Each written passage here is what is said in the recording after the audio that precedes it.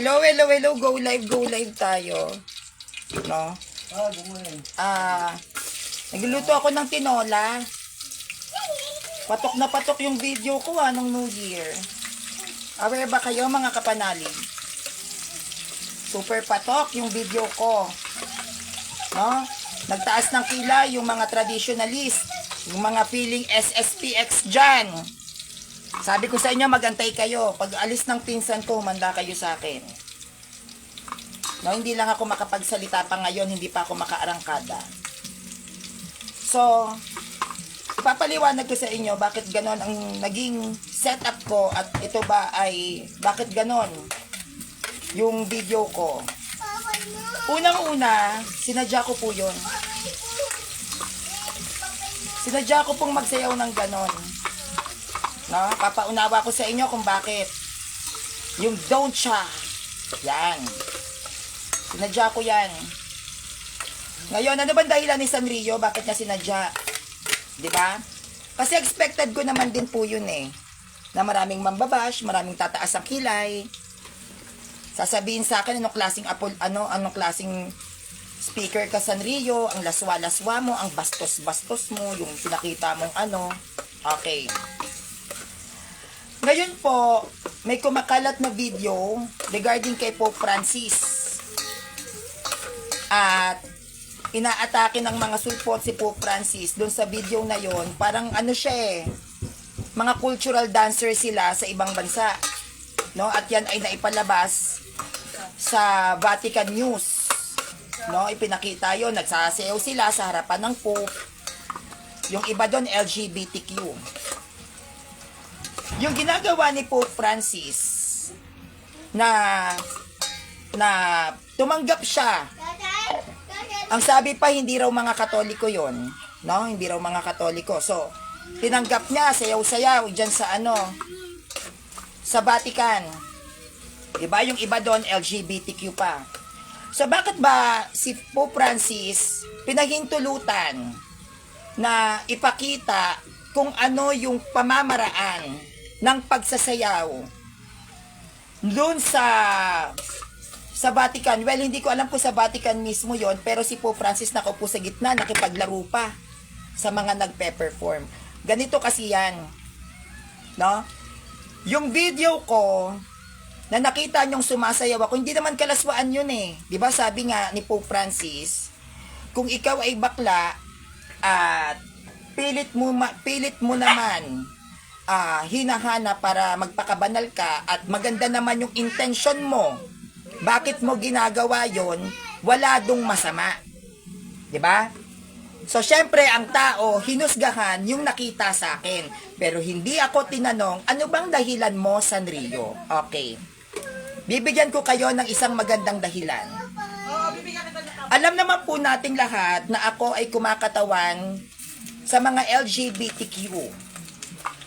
Na yung iba namumuhay ng celibacy, yung iba may mga karelasyon. To be honest, mga kapanalig, yung video na yon na sumasayaw ako, no? Magagaling mga banal eh. Sabi ko sa inyo, hintayin nyo ako. Mga banal kayo, di ba? Okay. Yung video na yon na sumasayaw ako, alam nyo ba kung ilang LGBTQ ang nagsabi sa akin, Sanrio, mag-a-active ako ng simbahan? Yung video na yon, ang gagaling manghusga ng ibang Katoliko dito. Okay. Ngayon, para sa lingid sa kaalaman ng lahat, para makuha natin ang loob ng mga taong walang alam at hindi aral, dapat mo munang intindihin yung kanilang kaugalian. Hindi mo kinakailangang ipamukha na matino ka.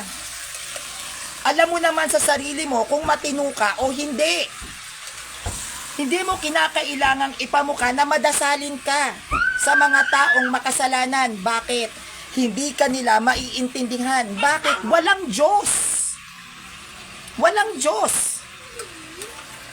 Kinakailangan natin give and take.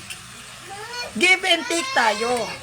Kailangan mo munang intindihin ang sitwasyon nila para pakinggan kanila. maraming LGBTQ na takot pumasok sa mga ministry inside the Catholic Church kasi yung discrimination. Pero ano ang gusto kong ipakita doon? Na kahit ako, pwede akong madiscriminate dyan sa video na yan, gagawin ko para makarelate sa kanila. Saang pamamaraan na kahit ano ka pa, pwede kang maglingkod sa simbahan. Hindi nyo po ba alam na maraming lesbian na nagsasama, no? Na nung napanood yung video ko na nagsasayaw-sayaw ako, bagong taon yun eh. Ang sabi nila sa akin ha, magka-live-in yun, magka-live-in. Nawalan sila ng gana sa sex. Yung ibang LGBTQ na natatakot pumasok sa simbahan kasi baka hindi tanggapin. Nung nakita nila yung video ko, anong sabi nila sa akin? Sanrio, lumakas ang loob ko. Lumakas yung loob ko kasi pwede pala akong mag-serve na hindi ko pinipilit ang sarili kong magpanggap. Hindi ba? Sa tingin nyo, kung papakitaan ko yung mga LGBTQ community ng formalidad at ipamukha ko sa kanilang may alam ako sa Bible, tingin nyo pakikinggan ako nila? Hindi. Bakit? Hindi nga aral. So para pakinggan ka, anong gagawin mo? Makikisama ka. Makikisalamuha ka. For them to be able to listen dun sa sinasabi mo, kailangan mo muna silang pakinggan. Anong sabi ko sa kanila? Walang nakakahiya hanggat hindi ka nakikiapid. Sayaw! Sabi ko sa kanila, ako pa ang introduction. Pinost ko. Bakit naman ako mahihiya? May tinapakan ba akong tao sa pagsasayaw ko? Hindi ba nakatulong yon sa iba't ibang mga LGBTQ na mag-active sa simbahan? Maraming LGBTQ ngayon na papasok sa Singles for Christ. Maraming LGBTQ ngayon na papasok sa Parish Youth Ministry. May mga LGBTQ na sila ang pinili at inihalal na presidente sa iba't ibang ministry sa iba't ibang simbahan. Hindi ba nakatulong? Ang tinitignan kasi ng ibang tao dito, yung physical na anyo ko. Pero kahit kailan hindi kayo nagtanong, Sanrio, bakit mo ginawa yan? Katulad ni Pope, binabati ko sa Santo Papa ngayon. Bakit? Dahil pinasok daw ng mga pagano. If I was not mistaken, mga Aprikano yon. Yung iba pa, LGBTQ. Pero anong ginawa nitong mga to? Nag-perform. Nag-perform mismo sa harap ni Pope Francis. Hinusgahan? Hinusgahan ba? Religious ba yung ginawa nilang pagsasayaw? Hindi. Pero anong ginawa ni Pope? Niyakap. Bakit? Hindi mo kahit kailan maaakay ang isang makasalanan kung banal na banal ka. Kapag ang taong kaharap mo ay mahina, lumebel ka sa kanila, ikaw ang aabot. Ikaw ang magre-reach out. Hindi ikaw ang aabutin ng mga Katolikong mahihina. Hindi ikaw ang aabutin ng mga taong mahihina. Ikaw ang aabot sa kanila. At pag naabot mo sila, at nakuha nila yung punto mo, pakikinggan ka, dun mo ipapasok ang doctrines of the Catholic Church. Ang daming mga LGBTQ ngayon, 2024. Alam niya ng Ave Maristela na hinahawakan ko. LGBTQ, mag-a-active ng simbahan. Bakit hindi kayang gawin ng protestante yung ginagawa ko? Kasi banal na banal. Banal na banal kayo sa mga sarili nyo. Ang lakas-lakas nyo kumuha ng laga. Oh. Ano naman ngayon kung nagsasayaw ako? Maraming mga iglot dito, nanonood kayo ng TikTok. Wag niyong sabing hindi, umaalog-alog, hindi niyo pinapanood. Oh. Hindi niyo pinapanood? Hindi ba nanonood kayo? Wag niyo sabihin sa akin hindi kayo nanonood ng bold. Wag kayong banal na banal.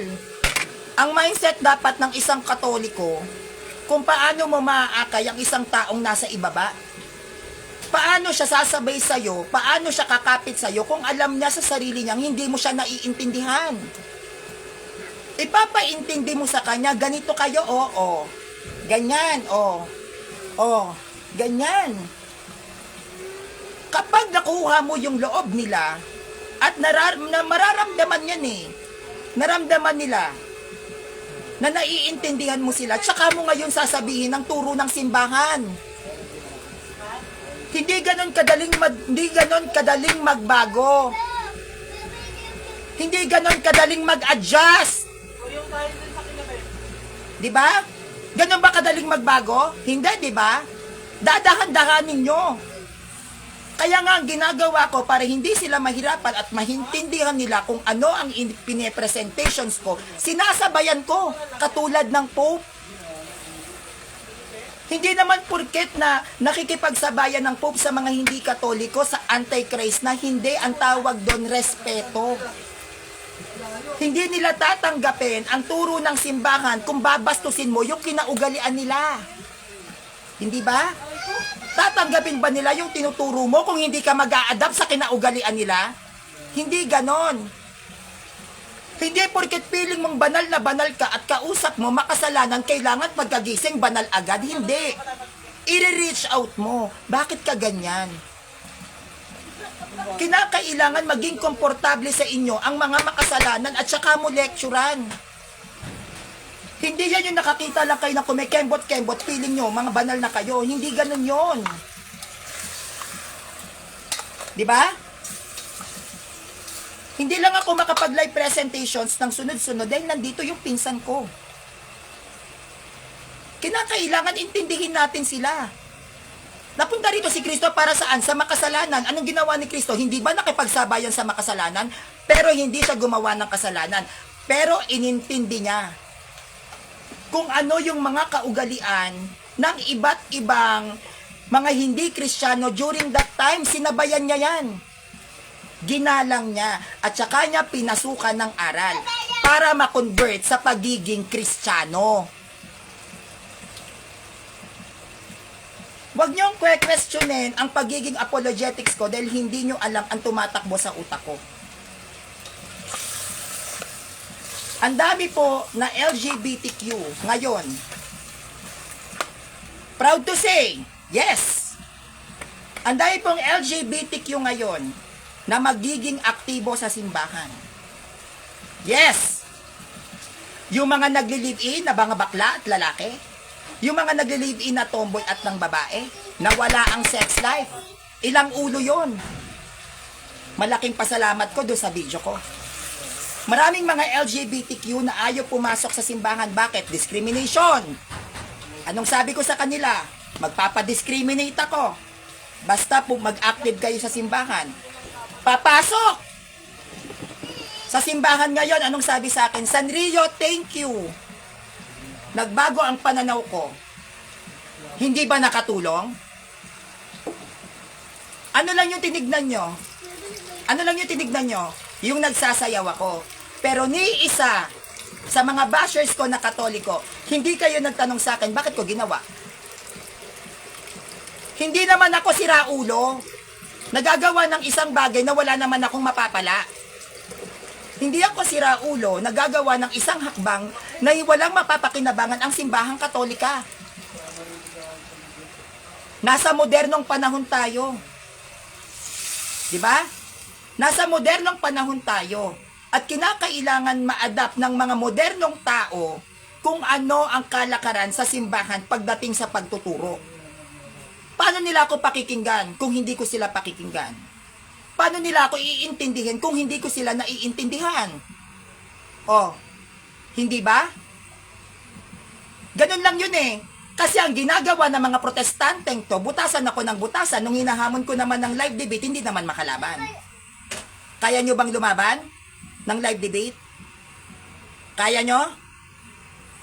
Ang tunay na apologetica o yung tunay na apologist, hindi tinitignan kung ano ang magiging impact niya sa tao dahil sikat ka. Hindi.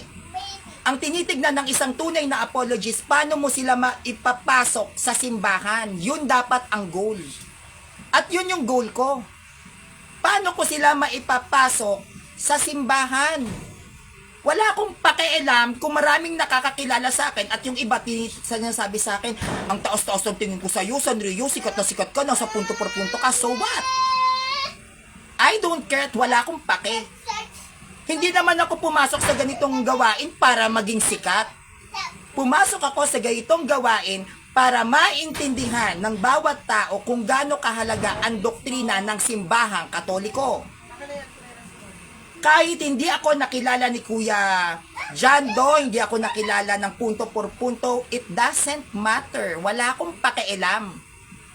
Kasi ako bilang isang apologist, ang point ko lang dito, maakay ko ang mga katulad kong bakla na malaman kung paano nila isasabuhay ang pamumuhay nila kahit hindi sila straight na lalaki at straight na babae. Ang lagi kong sinasabi sa kanila, kayong mga LGBTQ, wag niyong pilitin na kumilos parang straight na lalaki. Hindi naman kayo straight na lalaki, pipilitin mo. Ganon din sa mga lesbian and bisexuals na babae. Hindi naman kayo straight na babae, wag niyong pilitin. You can serve na nagpapakatotoo ka, but know your boundaries. Iba ang enjoyment ng straight na lalaki. Ang enjoyment ng straight na lalaki, video okay, shot, kalma lang. Ang enjoyment ng mga straight na babae, party, bar. Iba din ang enjoyment ng LGBTQ. Magkakaiba yan. Hindi natin yan pwedeng pag-isahin. Iba ang enjoyment ko, iba ang enjoyment ng straight na babae at straight na lalaki.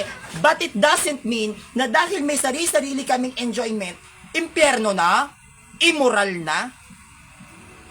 Meron sa akin kumestyon, napaka-immoral ko daw. Tinanong ko siya, sinasabihan mo akong immoral, tanong, kasal ka ba? Oh. Diba?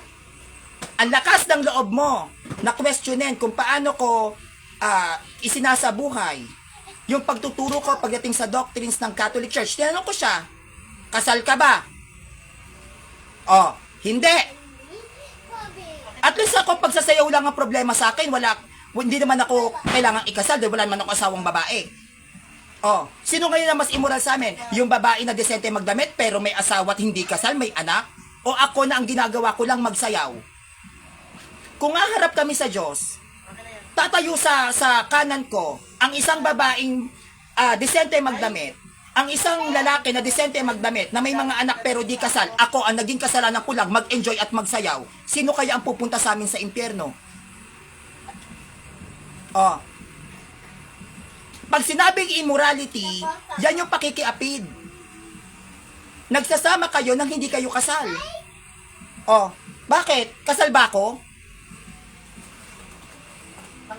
For your information at sa kaalaman ng ibang mga Katoliko dito, doon sa video na ginawa kong pagsasayaw, bagong taon yon, napapanahon pa. Bagong taon, malamang party yan. Maraming bakla at tomboy na gustong maging aktibo sa simbahan. Kung binabaliwalayan ng Catholic Church, kung binabaliwalayan ng ibang mga defender ng Catholic Church, ang LGBTQ, ako ang tatayo. Sino ang makikibaka sa mga bakla at mga tomboy? Meron ba? Meron bang nagtanggol sa mga baklang transgender? Meron bang nagtanggol sa mga lesbian na transman? Sinong magtatanggol sa kanila? Ako! Bakit? Hindi nyo kasi yan nila line up na yan ay mga tao din. Kinakalimutan sila ng lipunan. Bakit? Kasi straight na lalaki ako. Straight na babae ako. Tao yun. May kanya-kanya tayong galaw. Iba galaw ng tunay na babae, iba galaw ng tunay na lalaki, iba galaw ng bakla, iba galaw ng tomboy. Kaya nga may gender preferences na tinatawag eh. Dapat alam natin yan. Hindi yung husga kayo ng husga. Tignan nyo, sumayaw pa lang ako, di ba? Ang tingin na sa akin ng ibang tao, sa impyerno na ako. Pero hindi nyo na tanong ano bang motivation ko. Paano ko aakayin ang mga bakla at tomboy kung hindi ko sila sasabayan? Sasabayan ko sila sa trip, pero hindi ko sila sasabayan sa kasalanan. Magkaiba yon. Yung trip kung paano sila mag-enjoy sa buhay, sasabayan ko para malaman nila na kahit defender ako ng simbahan, namumuhay ako ng normal na tao. Alam naman po natin yan, di ba? Sino mga taong simbahan dito? Na kapag tayo nasa simbahan, kinakailangan ganito kilos mo, ganito dapat ang maging ugali mo, pabebe, pabanal, pero deep inside, may kabit. O, aminin na natin yung totoo. O, di ba?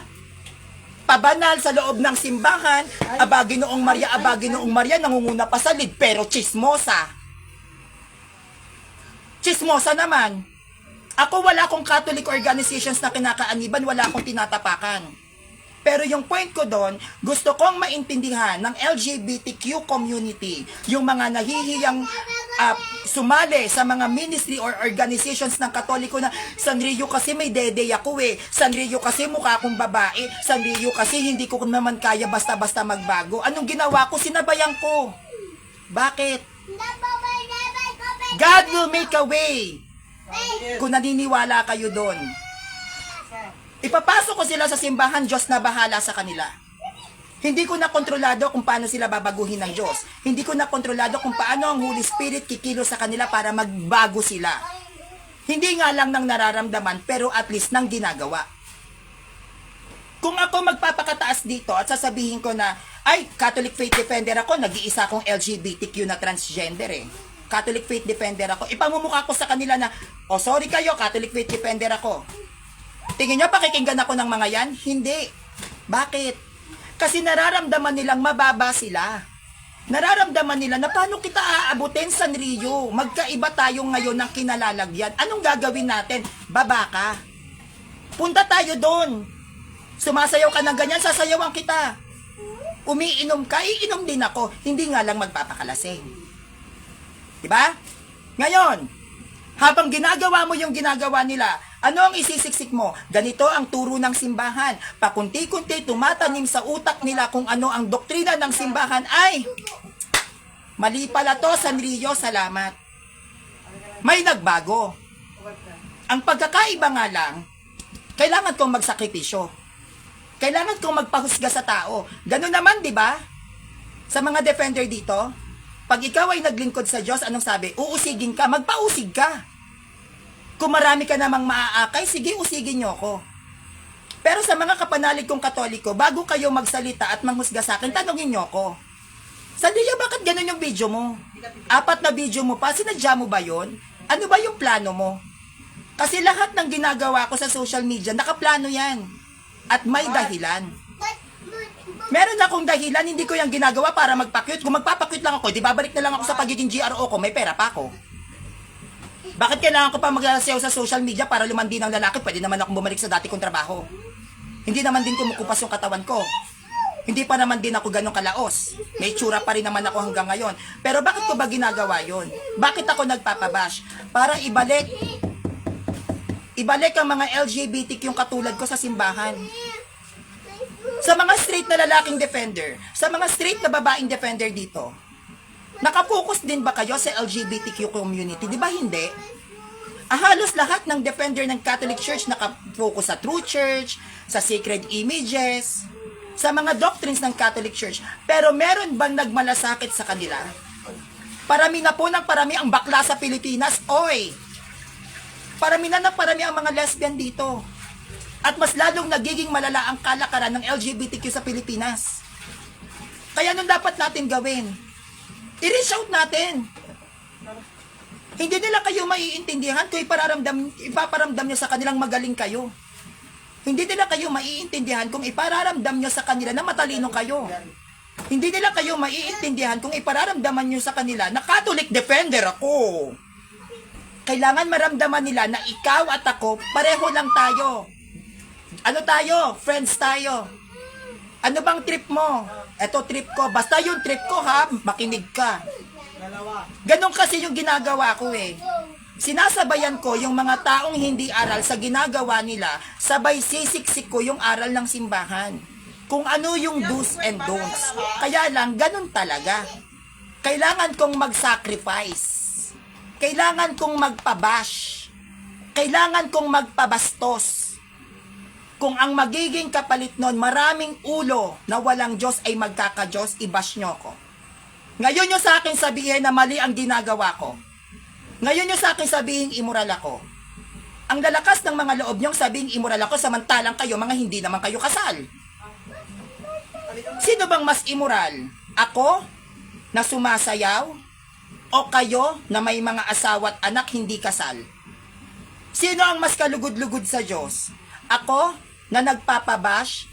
Ako na pinapakita ko sa mga tao, sige, manliit ang tingin nyo sa akin, pero sinisikap ko at ang motivation ko, magkaroon ng Diyos ang walang Diyos na mga LGBTQ? O kayo na walang ginawa kundi humusga sa nakikita ng mata? Hindi po ba? Hindi tayo pwedeng umasta pagkaharap natin ay hindi aral na aral ka. Kailangan natin silang intindihin. Kailangan natin silang unawain. Katulad ng nangyayari kay Pope Francis ngayon, na meron siyang bagong video na sinasabi yun daw ay Sodoma at Gomora. Yan ba? Kaya ba yan pinahihintulutan ng Pope kasi Antichrist? Hindi. Para igalang at irespeto ang doktrina mo, kailangan mo din silang galangin. Binibigyan ng respeto ng Santo Papa ang kaugalian nila. At yung kaugalian nila sa pamamagitan ng pagbibigay galang ng Santo Papa na yan, no? Niyayakap niya yan. Pero habang pinanonood ng Santo Papa ang kanilang mga kaugalian, give and take yan. I will listen to you, then you will listen to me. Yun din ang ginagawa ko sa LGBTQ community kahit sa mga lalaki at babaeng hindi aral. Pakikinggan kita, sasabayan kita, sasakyan kita sa lahat ng gusto mo, basta't pakikinggan mo ang aral ng simbahan pag ako ang nagsalita. Hindi tayo pwedeng take lang ng take. Dapat marunong kang mag-give. Ano yung give na yon? Yung give na sinasabi ko, intindihin mo bakit sila ganon. Intindihin nyo bakit nasa ganong sitwasyon sila. I-reach out mo. Bumaba ka. Hindi naman tayo mga artista dito eh. Hindi naman pag-aartista ang pagdedepensa sa simbahang Katolika. Kaya tayo nagiging defender para sa mga taong hindi aral. At dahil hindi sila aral, i-reach out mo, bumaba ka, sakyan mo, alamin mo, intindihin mo, pag-aralan mo. Pag nalaman mo ang mga kahinaan nila at saka mo ngayon sila palalakasin sa pamamagitan naman ng mga inaral mo pagdating sa simbahang Katolika. Kaya sana naiintindihan natin to. Huwag tayong judgmental. Ang mga tao ay may kanya-kanyang pamamaraan kung paano mo kukunin ang loob ng mga taong walang Diyos. At ganon ang pamamaraan ko. Hindi ganon kadaling kumuha ng simpatya, hindi ganon kadaling kumuha ng atensyon ng mga LGBTQ, lalo na't pagdating sa usapin ng simbahan. Bakit? Dahil naniniwala ang LGBTQ community, discriminated sila. Why? Kasi nga wala tayong same-sex marriage. Wala tayong same-sex marriage, bawal yan sa atin, di ba? So, feeling ng LGBTQ community, discriminated sila kasi bawal silang ikasal. So, anong gagawin mo? Ipapaliwanag mo. Paano mo ipapaliwanag kung hindi mo naman sila kaibigan? Paano mo ipapaliwanag kung hindi mo naman sila close? Paano mo maipapaliwanag kung hindi mo sila naiintindihan? So, anong gagawin mo? Makikisalamuha ka. Kung ano ang tugtog, yun ang sayaw. Eh, ganun ang tugtog ng panahon ngayon. Eh, di sinayaw ko. O, nung sinayaw ko, tsaka kami nag-give and take ko, eto turo naman ng simbahan, tapos ka na, ako naman. O, anong sabi nila? Thank you, Sanrio. Na-enlighten ako. Thank you, Sanrio. Ganun pala ang simbahan. O, maraming mga nagli-live-in na lesbian sa babae, bakla sa lalaki, na nawala ng gana sa sex. O, maraming mga LGBTQ na hayok sa laman, na ngayon pinipilit nilang paglabanan, though na hindi pa kumpleto. Hindi naman kasi ganun kadali eh, lalo na pag sex. At least nagsisikap na. Di ba? At least nagsisikap. Maraming live-in partners dito na nagkumpisal sa pare bago pumasok ang bagong taon. Alam yan ng mga taong nakapaligid sa akin, hindi na ako nagme-mention ng pangalan. Bakit? Kasi ipapaintindi mo. Makaka-relate sila sa'yo kung ipapakita mo sa tao na hindi ka din perpekto. Pag ikaw ay tatayo sa harapan ng taong kausap mo, iparamdam mo, katulad kita, hindi rin ako perfect, pero pwede tayong magtulungan. Tulungan kita, tulungan mo din ako. Magtulungan tayo. Para tayong dalawa ay maging malakas at matatag. Merong Katoliko nag-asawa ng INC. Ngayon, iniwan niya yung INC na asawa niyang babae. Katoliko na ngayon. Hiniwalayan niya. Hindi ko kinakailangan pang ikwento kung ano yung mga nagiging achievements ko pagdating sa pagiging apologetics ko sa pagtuturo ko sa doktrina ng simbahan kasi inililihim yan eh. Pero ngayon sasabihin ko na sa inyo kasi kinakailangan nyo akong maintindihan. Hindi tayo pwede na ang kaharap mo makasalanan, ikaw banal na banal ka, paano mo maaakay? Sige. Sige nga. Maaakay mo ba yung taong walang alam sa games kung ipamumukha mo sa kanyang magaling ka sa games? Hindi, di ba? Maaakay mo ba yung isang taong may kabit? Kung banal na banal naman ang tingin mo sa sarili mo at mapupunta ka ng langit, di ba hindi? Partida po yan, nagluluto pa ako ng tinola. Hindi lang po ako talaga makapag-live. Actually, ang dami kong line up. Kasi nandito pa yung pinsan ko. Sabi ko nga po din sa mga sulpot, no? Hintayin nyo ako. At pangalawa, ginawa ko yung video na yon para mapansin ako ng iglot. Para mapansin ako ng iglot. Isang damukal na iglot ang hinahamon ko ng live debate, wala pong gustong lumaban sa akin. At ibang mga CFD na may hina, ang tinitirada nila, bakit hindi nila ako atakihin? Kaya ang ginawa ko, dinededman nyo ako dahil wala kayong masagot sa akin. O sige, gagawa ko ng eksena. Kaya ako gumawa ng video. Di ba? Bibigyan ka naman eh, hindi yung kinukuhaan mo. Sabi ng isang dito, Diyos ko, walang logic, walang common sense. Sabi niya, para maakay mo ang taong may kabit, magkabit ka rin, kailangan maunawaan nila. Bakit ka magkakabit? Kailangan mo bang magkaroon ng kabit para maakay mo yung may kabit? Muslim ka pa ata, parang hindi ka yata gumagamit ng sentido. Maaakay mo ba ang magnakaw na wag magnakaw kung magnanakaw ka din? Di ba hindi? Para maakay mo ang taong may kabit, hindi mo kailangan magkabit. Paliwanagan mo kung ano ang disadvantage pag may kabit ka. Bakit ka magkakabit para umakay ng kabit?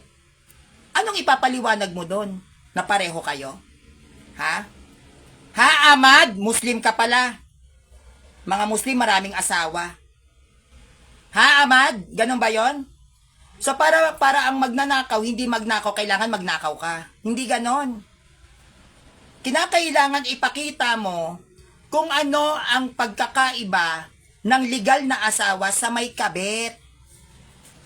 Nakukuha mo? O, tanga ulit, Ahmad. Paano mo akayin ang sumasayaw? Kailangan mo din sumayaw? Tanga ka ba? Sumasayaw ba yung inaakay ko? O, tanga ulit. Kaya ako sumasayaw, hindi para akayin yung sumasayaw. Kakasabi ko lang LGBTQ, di ba? Bakit ba ako sumayaw? Dahil sumasayaw sila? Hindi. Tanga ulit. Ang sabi ko, kaya ako sumayaw dahil yan ay napapanahon bagong taon. Ha? Bagong taon. Oh, tanga ulit. Muslim ka, di ba?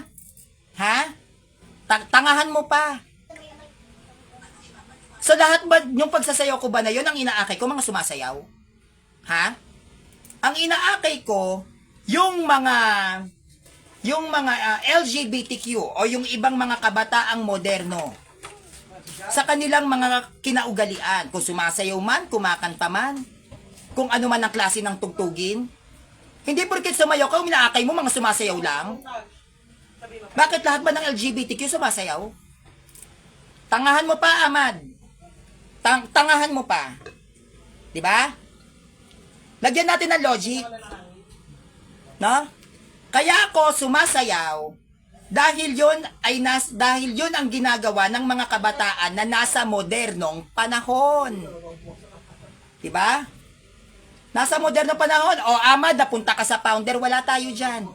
Sabi ko sa iyo eh. Di ba? Nasa ano tayo, founder? Napunta ka ng founder? O bakit bigla kang talon? Wag mo akong tatalunan.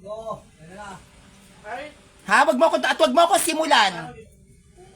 Ha? Hanggat maaari, sinisikap kong iwasan labanan ang mga Muslim. Huwag mo akong subukan. Huwag mo akong subukan, Ahmad. Huwag kang bida-bida rito. Hanggat maaari, binabarkada at kinakaibigan ko ang mga Muslim kasi religion kayo. Pero wag mo akong binabasto sa live presentations ko. Hindi kita uurungan. Hindi kita uurungan. Sinasabi ko sa'yo. Ha? Nagpapahinga lang ako kasi nandito yung mga kamag-anak ko. Hintayin nyo pag natapos. Tsaka mo ko ganyanin. Marami akong kaibigang Muslim, hindi ko pinapatulan. Dahil yan ang usapan namin. Hindi kita sasalingin sa Rio. Wag mo rin sasalingin ng Islam. Wag mo akong sinasaling dito, Ahmad. Hindi mo ako kilala. Yung huling presentations ko pagdating sa Islam, halos magkisayan lahat ng mga Muslim. Wag ako. Dahil alam ko ang kasaysayan nyo. Pag ako nananahimik dito at hindi naman kayo ang issue rito, wag kayong makikialam, mga Muslim. Travis, isa. Mataas ang paggalang ko sa mga Muslim, kalimitan sa mga kaibigan ko, Muslim, pero wag mo akong sinisimulan. Bakit hindi kayo Muslim? No? Wag ako. O bakit tama, talabat ka sa akin ng live debate? Lalaban ka sa akin? Live debate? Ano klaseng Muslim ka? Hadid ka? O imam? Ano klaseng Muslim ka? Hadid ka o imam? Lalaban ka sa akin? Sige! History sa history? Sure! Lalaban ka? Ano? Lalabanan mo ako? Wag ako, sinasabi ko, papalagang kita. Lalaban ka? Debate? Live debate? Ha? O sige, patunayan mo na may kaligtasan sa Islam. Tawagin ko si Gwen. Hihintayin ko lang umuwi itong pinsan ko, lalabanan kita. Islam may kaligtasan? Talaga? Talaga? Ano ngayon na mismo? Hindi. Sa platform tayo sa live. Huwag kang magmadali. Huwag kang ungas. At huwag mo akong diktahan. Hintayin mo ang chat ko sa'yo. May kaligtasan sa Islam? Talaga? Sigurado ka? Marami akong standard reference sa inyo. O ano? Anong live naman tayo? Hindi. Doon tayo sa legit platform, yung may bayad. Anong sinasabi mong live naman tayo? Hindi. Huwag kang play safe. Doon tayo sa legit platform kung saan lahat ng tao panonoorin. Huwag mo akong hinahamon. Ha? Ano ka? Imam ka ba o hadid? Kilalang imam at hadid ng Muslim na kalaban ko. Imam ka o hadid? Alin ka doon? Sagot! Maraming magagaling na Muslim. Ano ka? Oh, Ahmad, sumagot ka. Imam ka ba o Muslim? Ay, imam ka o hadid? Baka wala ka pa yatang katungkulan. Ang hadid ng Islam, nilalabanan ko, live debate. Wala naman labas, kuya naman. O ano? O, nag-aaral, tinatanong kita. Imam ka ba o hadid? Imam ka o hadid? Sagot. Dali. Kenzie De La Torre, tanga ka. Sabi ko, nandito pinsan ko. Kung di ka ba naman pala abnormal? Kapag ikaw sasala ka ng live debate, dapat nasa maayos kang lugar. Yung naririnig ka ng mga tao, may bata rito na kinaririnig mo, may background na nagsasalita. Ha? Naririnig mo? Kenzie De La Torre? Ang pakikipagtagisa ng aral ay iniaayon sa panahon kung saan maayos ang sitwasyon. Hindi ka pa pwede lumaban ng debate, ng live debate sa isang platform na maingay yung background mo at walang kaayusan. Tanga lang, Kenzie De La Torre. Hindi kasi ako kasing hambog mo. Isa. Papaluin. Kayang-kaya kong lampasuin yan. Kayang-kaya kong lampasuin. Eto, yung Ahmad. Hindi pa yata ito nakakapanood ng laban ko sa mga Muslim eh. May kaligtasan sa inyo talaga? Bakit? May nakakita ba sa inyo kay Allah? Ha? May nakakita sa inyo kay Allah? Sino? Wala naman labas sa amin. Sino nakakita sa inyo kay Allah? Kaming mga Kristiyano na may nakasaksi sa Diyos, may mga propeta kami. Literal na nakakausap nila yung Diyos, nagpapakita pa sa pangitain. Oh, literal. Babae, lalaki, meron kaming propetesa. Wala. Meron kaming propeta. Kayong mga Muslim, nakita nyo si Allah letra por letra? Sino naging saksi nyo? Sino naging saksi nyo na nakakita na nakita ni Muhammad si Allah? Anong ibig sabihin ng Quran? Kabisaduhin, di ba? Meron? Anong ibig sabihin ng Quran? Kabisaduhin. Bakit yung sinulat? Kaya matagal. Sabi ko parang tagal. Pag sinabing Quran, kabisaduhin yan. Hindi nyo yan dapat ginagawang aklat. Bakit kayo nagkaroon ng aklat ng Quran? Saan nyo kinuha yung inspirasyon ng aklat ng Quran? Ha? Sa Codex Vaticanus. Compiled ng Catholic Church. Sino nagpasimula ng libro? Muslim? Muslim? O sige, o Ahmad, ano ibig sabihin ng Quran? Sige, saan mababasa na isulat nyo? Yung sinasabi ni Muhammad. Bili ka ba, kuya? Eto, Sige, saan? Bili ka na ng dalawa. Oh. Saan? Sumagot ka. Ano ibig sabihin ng Quran? Isulat? Wala. Solid deck. Isulat ba? Saan mababasa na yung Quran dapat gawin yung aklat? Yung itsura ng Quran nyo. Oh. Yung itsura ng Quran nyo, saan nyo kinuha? Ilan ang mga kinuha yung simbahan ng Katoliko dyan sa Turkey? O, sige nga. Mga simbahan ng Catholic Church, ilan na kinuha nyo dyan sa Turkey? Ultimo yung Church of Antioch, di ba kinamkam nyo? O, wag mo sabihin hindi. Kailan kayo lumitaw? Ano na una, Muslim o Bible?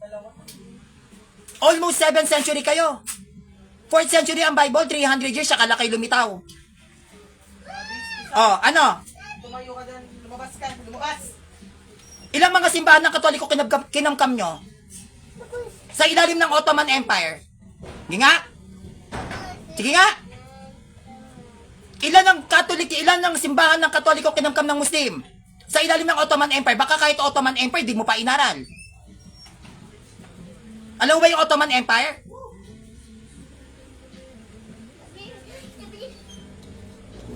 Makapagsalita talaga?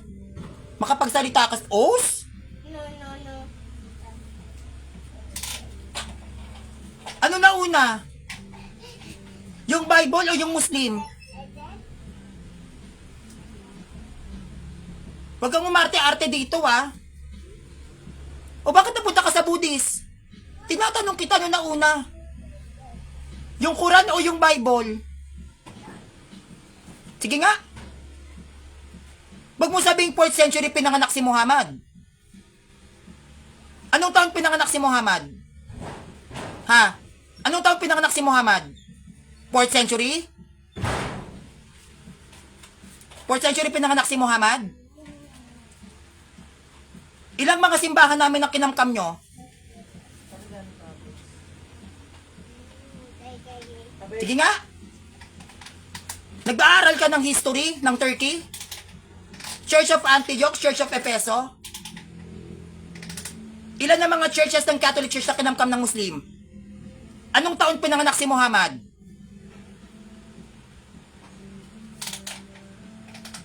Arte-arte ka pa sa akin, di mo naman pala alam. Bago ka tumalak sa akin, siguraduhin mong inaral mo yung sinasabi mo, ha? Para hindi ka napapahiya. Sasabihin mong na ano, nauna kayo sa amin, sa Katoliko? Talaga? Nauna kayo sa Katoliko? Anong taon pinanganak si Muhammad? Huwag mo sabihin hindi nyo founder si Muhammad. Tatambling ako. O ano? Di ka makasagot. Anong taon pinanganak si Muhammad, Ahmad? Anong taon? Anong taon na compile ng Bible? Tas sa inyo pa may kaligtasan? Si Muhammad, anong taon sinilang? Sagot! Muslim ka, di ba? On the spot. Charot! Mamagaling ka pa sa akin? Sos. Mga kilalang debater nga ng Islam, hindi ko inuurungan, ikaw pa. Wawa. Sa Katoliko pa nga lang na si Kuya Rasha, hindi na kayo umubra-ubre eh. Tigil-tigilan nyo nga, pwede ba? Diyos ko. Kayo ang kumugkub ng mga simbahan namin, Ottoman Empire. Wag mo sabing hindi, baka hindi mo pa inaral. Sa inyo pa may kaligtasan, kayo na nga kumuha ng ano namin. Wawa, talaga ba? Yung mga kapanalig mo, pinakikiusapan ako, wag kayong salingin. Ikaw, tapang-tapang mo talaga. Aral ka? Aral ka? Aral kang Muslim? Anong taon pinanganak si Muhammad? Sige. Ano? Nganga ka. Ikaw sa'yo eh. Partida yan, nagluluto pa ako. Hindi ka aral. Hindi ka nga sumasagot ng categorical na tanong ko eh. Categorical question. Anong taon pinanganak si Muhammad? Anong taon? Sige. Anong taon pinanganak si Muhammad? Anong taon nabuo Bible? Sagot.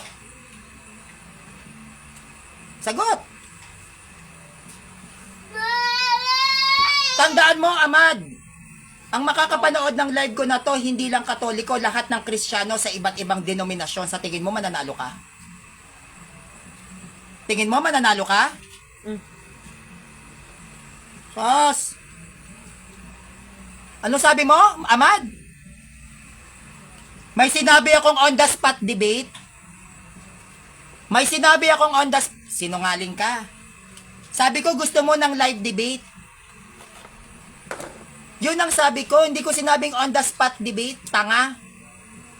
Ang dami kong naka-line up na live debate, bobo.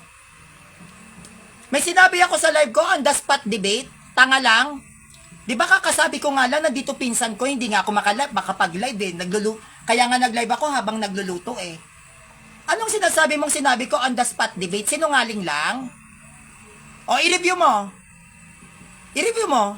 Sinungaling lang? Ha? Ang sabi ko, gusto mo live debate tayo? Yun ang sinabi ko. Hindi ko sinabing on the spot debate, tanga. Muslim mo. Akala ko ba magaling ka? Akala ko ba matalino ka? Simpleng lahat agad presentation na sinasabi ko sa iyo. Sabi ko, live debate tayo kung gusto mo. Wala akong sinabing on the spot debate. Hindi ako ganun kahambog, tanga. Hindi pa nga tayo nagla-live debate, bubog sarado ka na eh. Kailan ni pinanganak si Muhammad? Sumagot ka, Ahmad, na Muslim. Kailan? Kailan nabuo yung Bible? Sige. Edit mo. Make sure ha, na may sinabi akong on the spot debate. Hihintayin namin yan. Dahil kapag wala kang nailatag na may sinabi akong on the spot debate, pakakainin kita ng baboy. Niwala ka. Kapag wala kang nailatag sa akin na may sinabi akong on the spot debate, pakakainin kita ng baboy. On the spot debate? Talaga? Sabi ko, baka gusto mo live debate? Anong on the spot debate? Hindi ko ginaganon lahat ng katunggali ko. Ang dami-dami kong nakalaban na live debate, hindi kahit kailan di ako nagsalita sa kanila ng ganyan. Tapos sa'yo, napipitsugin? Sa'yo ko pa sasabihin? Wawa, sikat ka ba? Never ko naging linyahan yan. On the spot debate, hindi ko naging linyahan yan. Kilala ko ng mga Protestant debaters. Kilala ko ng mga Muslim debaters, hindi ako nagsasalita ng ganyan. On the spot debate? Ay, talaga? Talaga ba? May sinabi akong sabi ko daw, inahamon kita ngayon on the spot debate. Talaga? Ayan ha, pakireview po yung video ko kung meron akong sinabi. Kasi yung mga nanonood ngayon dito, yung iba dyan, kilalang kilala po ako. Hindi po ako nagsasalita ng ganyan. Hindi po ako ganun kahambog. At saka bakit ako magsasabi na on the spot debate, ngayon na. Ito po, pinsan ko, On the spot debate, tapos may bata rito ang ingay-ingay. Nasisiraan ka ba ng ulo, Amad? Pwede naman namin na-review. Anong on the spot debate? Makikita naman natin mamaya pag review. Pwede naman ngayon. Hindi nga ako makapag-live sa punto por punto tsaka kay Kuya Jado dahil busy ako dito. Nagluluto ako. Yan, Noro. On the spot, habang nagluluto, makikipag-debate ako. Pahingi po. Saan ka nakakita? Nagluluto ako on the spot? Ha? On the spot? Tapos sa'yo? Na May hindi... pronounce. Ay, dapat bagay ito. Mad. Hindi daw amad. Kailangan daw bigyan diin yung H. Mad. Okay na? Mad. Okay na. Sige, ano mo? Di ba sabi mo, kukunin mo yung may sinabi Pagbigyan mo ako? on the spot. Ha? Pagbigyan mo. Di ba? Hindi kasi depende yan sa platform. May bayad mo. Ako daw magsasabi on the spot debate. Tanga ka ba? Ang mga legit platform, walang on the spot debate. Tanga, may mga naka-line up yan. Palibasa kasi hindi ka legit debater kaya hindi mo alam. Pag sinabing on the spot debate, yan ay magmumula mismo sa moderator ng mga legit platform. Hindi ka pwedeng ikaw ang magdi-decide ng on the spot debate kasi may mga nakaschedule dyan, tanga. Paano ko sasabihin sa yung mag on the spot debate tayo? Lahat ng mga legit platform, pag ikaw ay nakipagdebate, may schedule yan, tanga. Napunta ka ngayon sa face to face. Napunta na siya sa luneta. Napunta na tayo ngayon ng Luneta. Bakit? Valentine's Day, date mo ako sa Luneta. Napunta ka ngayon ng Luneta. Makulit ka eh. Ano? Tanga-tanga na ito. Ako pa sasabihin mo nagsabi ng on the spot debate. Lahat ng debate, pag ikaw ay debater, yan ay ini-schedule. Hindi ka pwedeng ikaw ang magdidesisyon kung kailan mo gustong lumaban. At pangalawa, may moderators fee yan. Pangatlo, sinasabi yan mismo sa owner ng platform na paglalabanan. Wala akong pakialam sa debate nyo ni Kuya Fernando Camacho. Bet ko panonoorin yung laban nyo. Laban ko ba yun? Panoorin mo kung paano kita butatain. Mag-antay ka pag uwi ng pinsan ko. Ako? Talaga? Tignan natin. Wag si Sanrio. Naku po. Sinasabi ko sa iyo. Ano sabi mo? Hindi amad? Kung hindi amad, edi... Mad. Okay na? Okay na? Okay na? Bakit ngayon sinasabi mo ngayon online debate lang pala alam mo? Akala ko ba sabi mo sa akin on the spot sinabi ko. Ngayon napunta ka sa face to face. Mad. Wag ako, sinungaling ka. Kaya nga sabi ko sa'yo, i-review mo to ha. Ipatunayan mo sa mga nanonood dito na nagsabi ko sa iyo ng on the spot debate. Dahil pag wala kang napatunayan, pakakainin kita ng leksyon. Ha? Pakakainin kita ng leksyon. No? Sabi niya, lalabanan kita kahit ngayon mismo. Excuse me, wag mo kong tulad sa'yo na putyo-putyo. Hello. Lumalaban ako sa legitimate platform, tanga. Gagaya, anong tingin mo sa akin? Ka-level kita? Bawa, ako mag-a-adjust sa'yo? Bakit? Pag natalo kita, sisikat ako?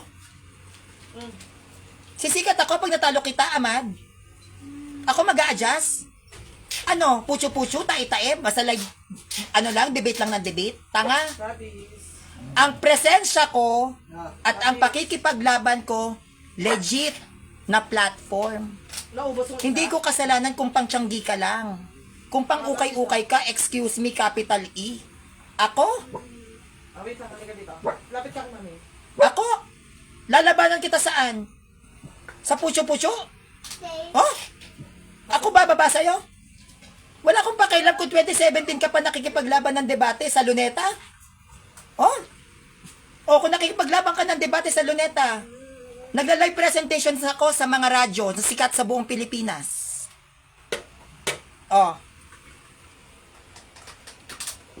Nagla-live presentations ako sa mga kilalang radyo. Sa buong Pilipinas, hindi ako pang luneta. Nakakakulab ko yung mga sikat na mga Catholic at Protestant debater. Oh, kinikilala ko ng simbahang Katolika. O ano naman kung lumalaban ka sa luneta, anong gagawin ko? Oh, lumalaban ka sa luneta, ako nagpe-presentation ako sa radyo. Halika nito. Actually, this month, nasa radyo ako. Kinikilala sa buong Pilipinas. Eh, ikaw. Hindi kita niyayabangan, Amad. Totoo yun. Ha? Ikaw. Ubus na, tangis. Nakapag-presentations ka na ba kung may radio station man ng mga Muslim? Ha? Ikaw Muslim ka.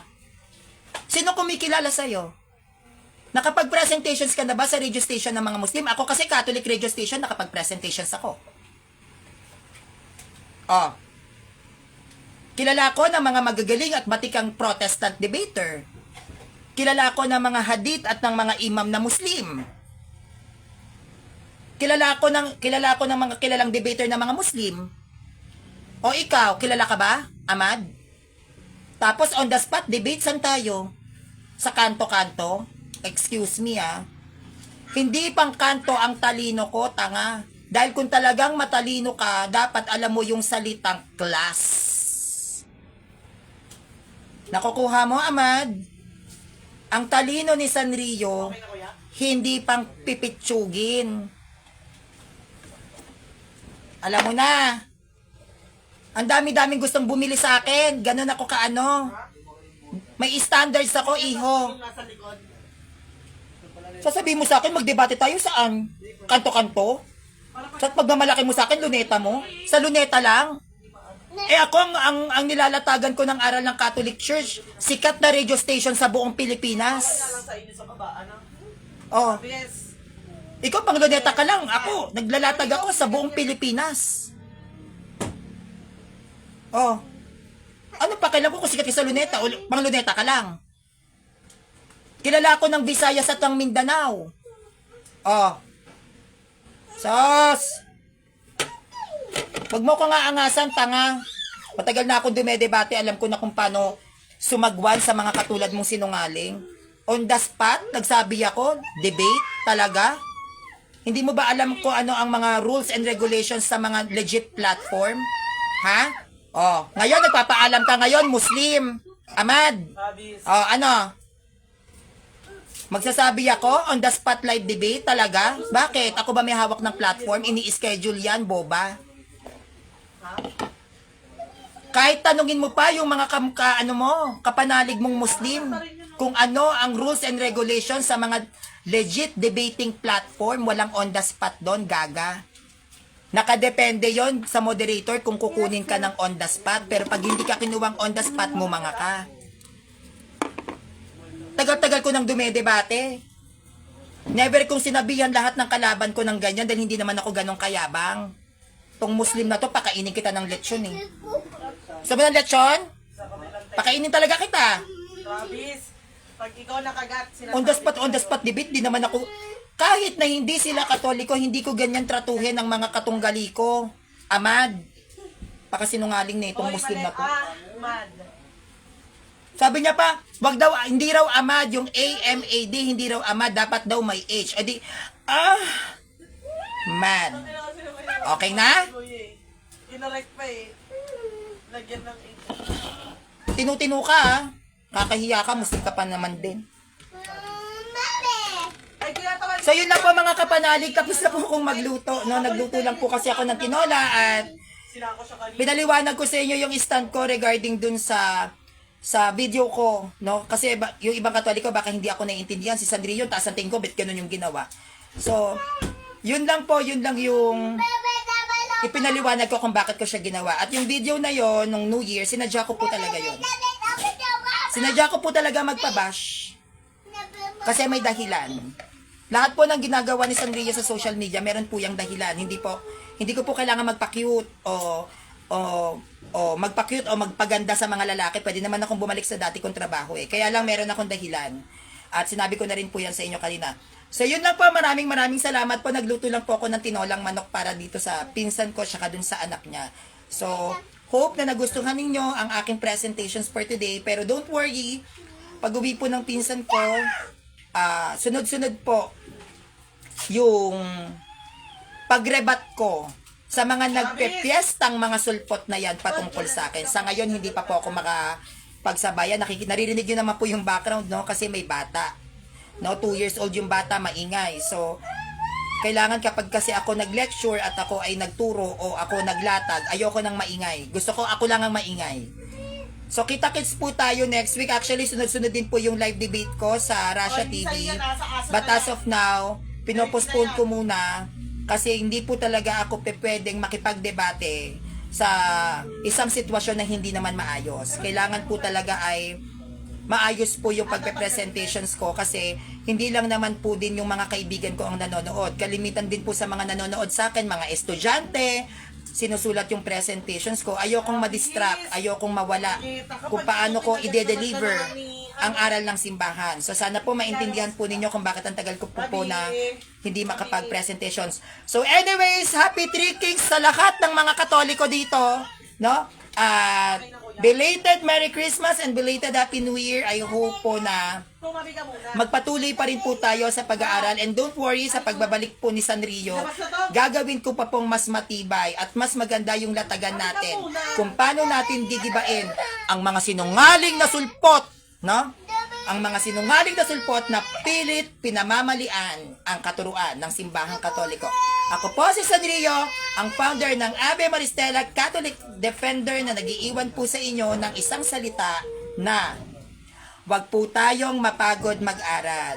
Ang bawat buhay ng tao ay panapanahon lang yan. Kung sa ngayon, tumitingala kay Sanrio,